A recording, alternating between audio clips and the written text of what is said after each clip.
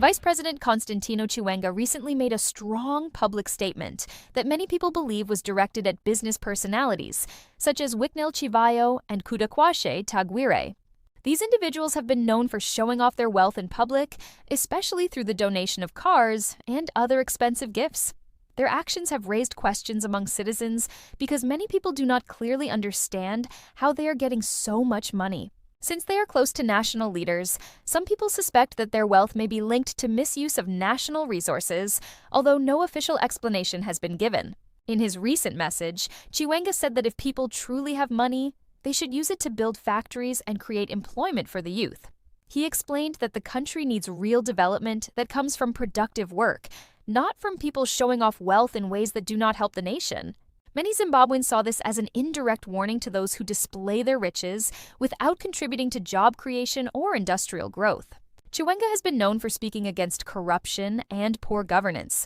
Even though he does not mention names directly, his statements often sound like reminders to leaders and their associates that the country needs honesty, responsibility, and development based on real economic activity. His latest comments were seen as another message encouraging those who are wealthy to invest in industries that will help the country's future instead of focusing on personal popularity. Many people believe that if individuals with money invested in factories, manufacturing, and other productive businesses, the youth would have more job opportunities. This would support the growth of the economy and reduce unemployment. Chiwenga's words have therefore been taken as a powerful call for national development, urging influential people to use their wealth in ways that benefit the whole country. In the eyes of the public, this message is important because it pushes for a future where wealth is used to build the nation, not only to create personal influence or public attention. His statement has opened a wider conversation about responsible leadership, transparency, and how economic power should be used to create real progress for Zimbabwe. They are busy donating Mercedes-Benz and what's his name, Whitney and stuff. And yeah, that's where we are paying. You know how people run for Mercedes. But you know that's you know how people in Africa and Zimbabwe say, "Oh, Mercedes-Benz. If he's driving Mercedes-Benz, he got money stuff." Go to Germany, Mercedes-Benz. It's a taxi cab. And I was asking, looking for a taxi cab. It's all Mercedes-Benz. If you go to Munich, they're all Mercedes-Benz. Tech drivers are driving Mercedes-Benz to pick up people. You know that's do you know what they're doing? We go to Berlin. It's deliberate, right? Yeah, but we are so much into this Mercedes-Benz, but in their country they don't even care about it. And then in our country we don't even. And you are spending so much money buying Mercedes-Benz. Like this guy, all the money is donating Mercedes-Benz. He should have opened a factory and put people to work. Right? In assembly line. An assembly line for we assembling used to those have Mercedes-Benz. AVM, I think back in the days, but I was young. I didn't remember. I don't know. I think it was possible? in Willowfield or something. Yeah. How is it possible this guy is buying Mercedes-Benz every week or every 2 weeks, and he's going to a church where they don't have any? The church he goes, they sit in the bush, they shit in the bush. There's no water. There's nothing. That's the bad part of what they're trying to do. I think they are busy trying to just put patches on real problems that are already there, which is a very dangerous situation because patches will never last, right? You can put patches, you can say, oh, these people are struggling, so let me just donate money to them.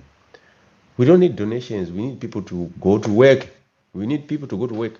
I mean, why do you think people are complaining in UK right now to say, I work 2 shifts, 2 shifts per day, right? Just to earn that precious pound, right?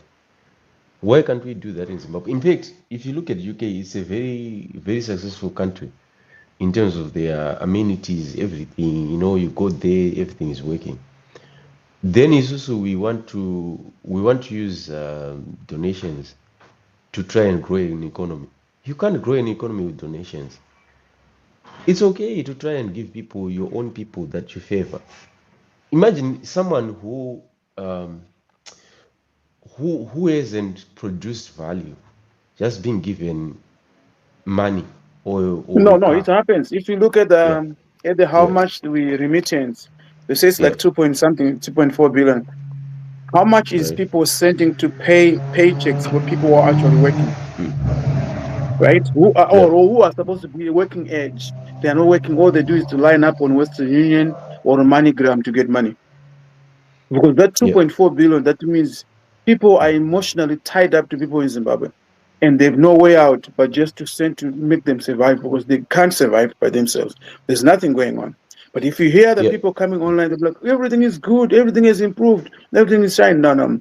When I went to Germany, I realized that we are almost about 50 or a century behind in terms of technology, in terms of innovation. I saw that in We are UK. just a century I behind. saw that in UK. I I lived was in UK surprised. for a couple of. I'm not in UK by the way, but I lived there for a couple of. I think I would say 1 year or two, whatever.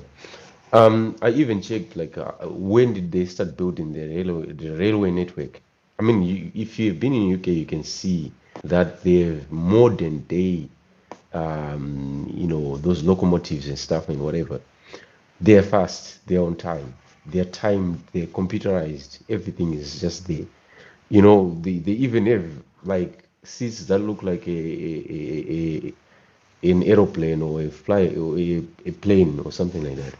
But I'm saying they've maintained their systems and they've maintained their trust to improve things or their economy. There's no donations in UK. I don't think that Rishi Sunak, I think, is a billionaire or something like that. He was a prime minister at some point just recently.